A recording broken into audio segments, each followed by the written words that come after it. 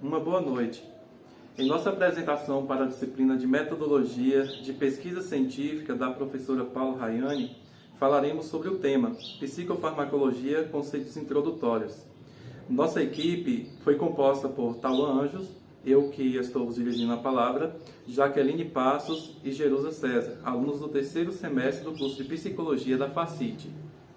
A psicofarmacologia é interdisciplinar, pois envolve áreas como a farmacologia, questões como a bioquímica e a física, e também a psicologia, envolvendo questões sociais e somáticas.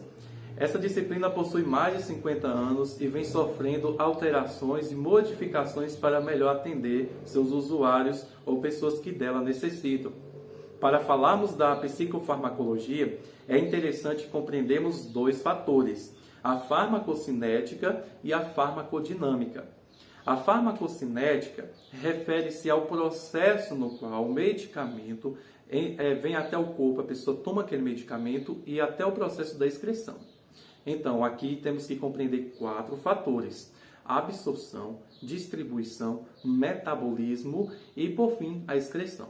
No processo da absorção, existe a questão no momento que a pessoa toma aquele medicamento por via oral, pode ser cutânea, parenteral, e até o momento da distribuição na corrente sanguínea, o metabolismo, que geralmente é realizado pelo fígado, e por fim a excreção, que geralmente chega até a bile, a vesícula biliar, que depois é excretado no estômago e por fim o intestino. Nesse momento ele pode ser reabsorvido e ficar no organismo por mais um tempo, mas aí já é o processo da excreção.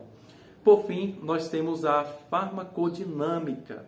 A farmacodinâmica refere-se à questão do mecanismo de ação e também um efeito terapêutico, ou seja, é a ação do medicamento no corpo de uma pessoa, como aquele medicamento vai agir, de que forma que ele vai trabalhar naquele corpo. Aqui eu quero aproveitar e fazer uma pergunta. Você já se questionou, por exemplo, como que um remédio ou um medicamento ele chega até, por exemplo, a dor que eu estou sentindo? Como ele sabe que eu estou sentindo dor de cabeça? Ou como sabe que estou sentindo dor nas costas?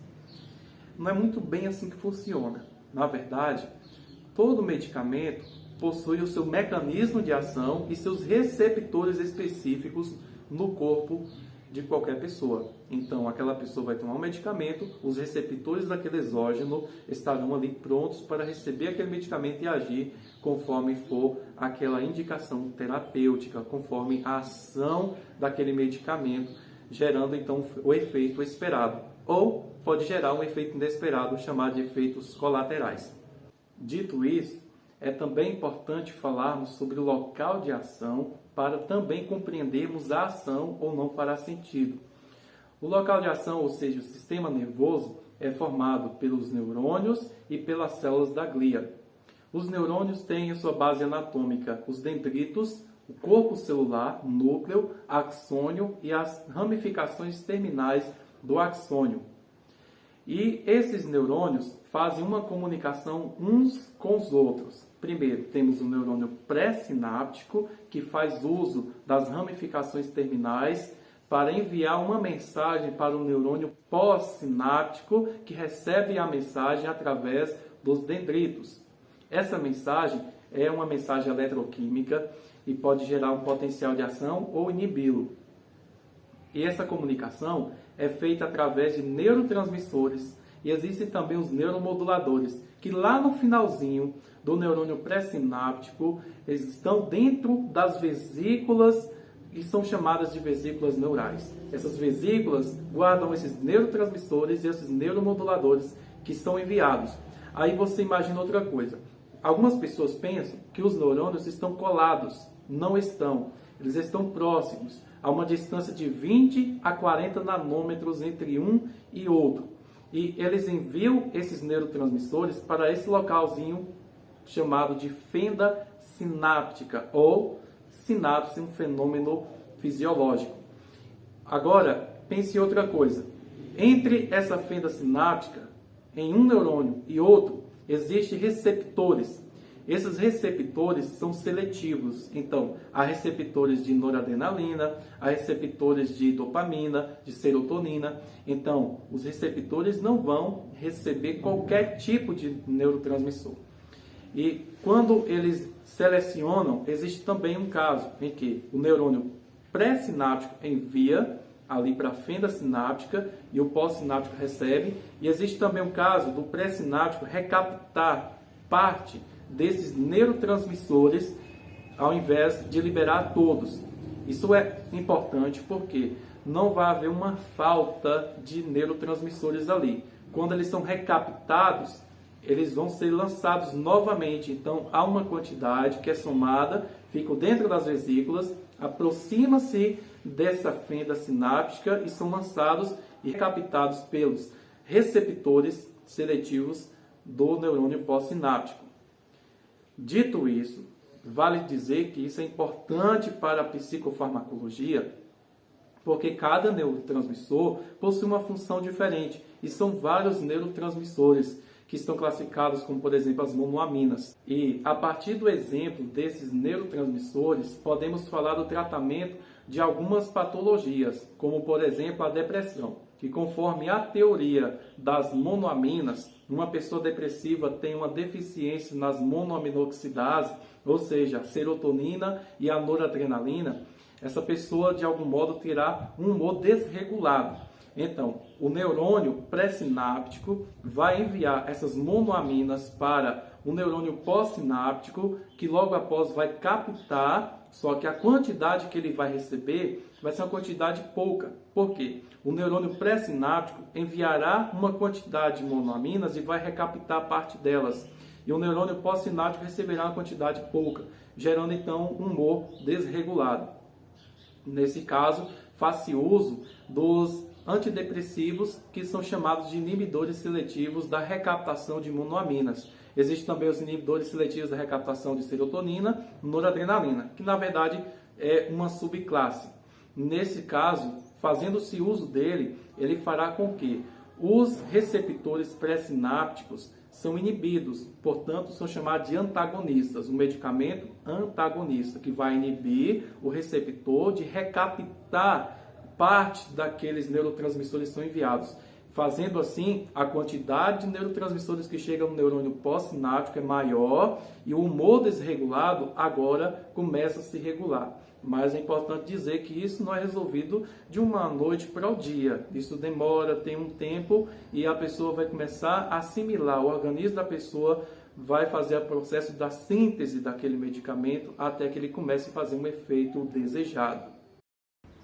Como vocês já ouviram falar dos conceitos fisiológicos e anatômicos relacionados à psicofarmacologia, vamos falar neste momento sobre os principais fármacos que são utilizados, inclusive os antidepressivos.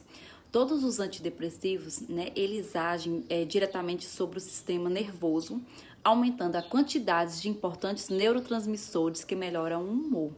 Eles são separados em classes, pois possuem efeitos um pouco diferentes, e as duas principais classes são inibidores seletivos da receptação da serotonina, a fluoxetina, paroxetina e etc.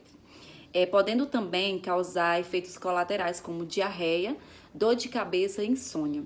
A segunda classe são os inibidores seletivos da receptação de noradrenalina, venlafaxina, duloxetina, também podendo causar efeitos colaterais como o aumento da adrenalina, pode ocorrer insônia, tontura e dor de cabeça. Vamos entender um pouco sobre os ansiolíticos. Segundo dados da Organização Mundial da Saúde, cerca de 33% da população mundial sofre de ansiedade. É exatamente no combate de problemas como esse que entram os ansiolíticos. Medicamentos chamados de tranquilizantes por acalmarem a pessoa estressada, tensa e ansiosa. O maior risco em relação a esse medicamento é utilizá-lo de forma inadequada, ingerindo dosagens excessivas ou usando com muita frequência. Os ansiolíticos também podem causar dependência. Além disso, doses altas combinadas com álcool ou outros medicamentos podem levar à morte. O uso dos ansiolíticos pode levar o indivíduo a ter efeitos como sonolência, amnésia, visão turva ou dupla, fala arrastada e enjoos. Eu vou citar os principais ansiolíticos, como alprazolam, bromazepam e clonazepam e diazepam. Não é aconselhado receitar benzodiazepínicos, ansiolíticos e hipnóticos para pacientes com diagnóstico de borderline, podendo gerar dependência mais rápido. Sobre estabilizadores de humor, o que são utilizados para quem tem diagnóstico de transtorno bipolar e até depressão dentro do transtorno bipolar, vale lembrar que há uma diferença entre transtorno de bipolaridade e depressão. Depressão é caracterizada como um transtorno unipolar, ou seja, a pessoa apresenta apenas um humor deprimido, o que é chamado de polo negativo de humor. Já o transtorno bipolar apresenta decompensações nos dois polos, negativos e positivos.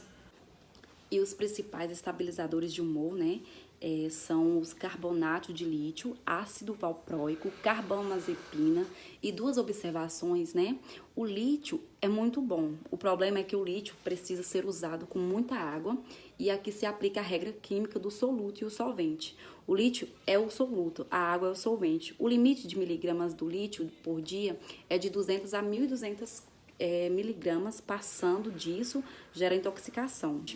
No caso, se o paciente for alcoólatra e tomar muita cerveja, que é diurética, haverá desidratação e o soluto continuará forte e isso gerará intoxicação.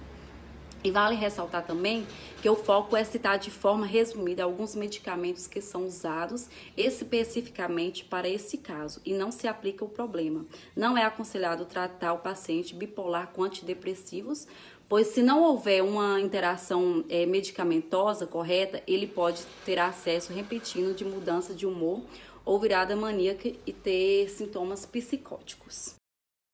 A sociedade atual apresenta características diferenciadas, e isso traz implicações variadas sobre o sujeito. O ritmo de vida acelerado, a cobrança por produtividade, a necessidade de demonstrar felicidade e bem-estar a todo custo, esses e outros fatores fazem com que algumas pessoas procurem uma maneira rápida e prática para resolver esses problemas da realidade atual. O uso de psicotrópicos nos últimos anos aumentou, possivelmente por conta dessa cobrança que temos acompanhado nos últimos tempos. Desde o seu surgimento, os medicamentos são essenciais para tratar diversas patologias. Entre elas estão os transtornos mentais, no qual é necessário o uso de psicotrópicos. Essas substâncias afetam diretamente o humor e o comportamento, pois apresentam uma ação complexa que abrange as atividades dos neurotransmissores centrais, com implicações sistemáticas no organismo. Sendo assim, seu consumo abusivo pode resultar em consequências graves, ou então gerar tolerância e ou dependência. Dependência é a necessidade psicológica ou física de continuar consumindo determinada substância. A dependência física ela é caracterizada pela síndrome de abstinência ou pela tolerância, ou seja, a necessidade de consumir a substância para evitar uma crise de abstinência.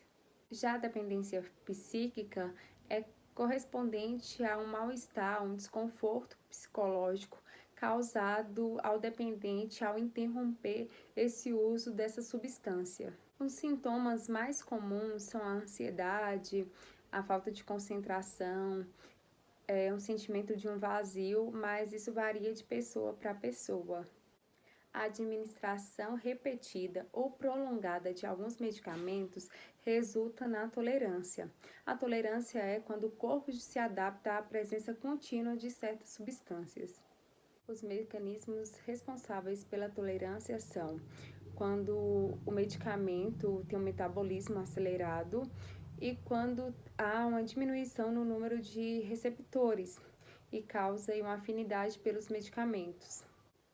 Dependendo do grau de tolerância, o médico pode aumentar a dose ou prescrever um medicamento alternativo. Em certas situações, o uso contínuo do medicamento pode levar à dependência física ou psíquica do medicamento, além dos efeitos colaterais indesejados, gerando também uma dificuldade quanto ao término do tratamento. Especialistas ressaltam a facilidade de obter esses medicamentos, apesar de ser controlado pela Anvisa, e também sobre a falta de orientação médica aos pacientes que consomem esse tipo de medicamento.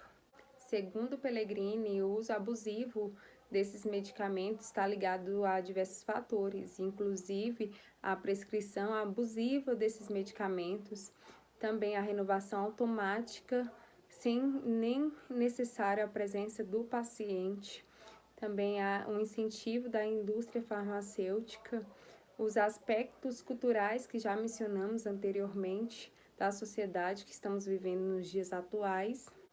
Conforme Pellegrini, se encontra nas medicações uma cura padronizada para os males da alma. Segundo informações obtidas junto a farmácias cadastradas, a Anvisa constatou 10,5 milhões de caixas de clonazepam, o que indica um consumo exagerado desse medicamento. Segundo a OMS, o uso exagerado desses medicamentos tem sido considerado grave problema por autoridades sanitárias, pois tratam de uma patologia, podendo aí acarretar em outras patologias. Por fim, tudo o que foi explicado deixa claro a importância de compreendermos que, apesar dos avanços, ainda assim cuidados são necessários, pois se tratam de medicamentos voltados para um universo que ainda está cheio de enigmas.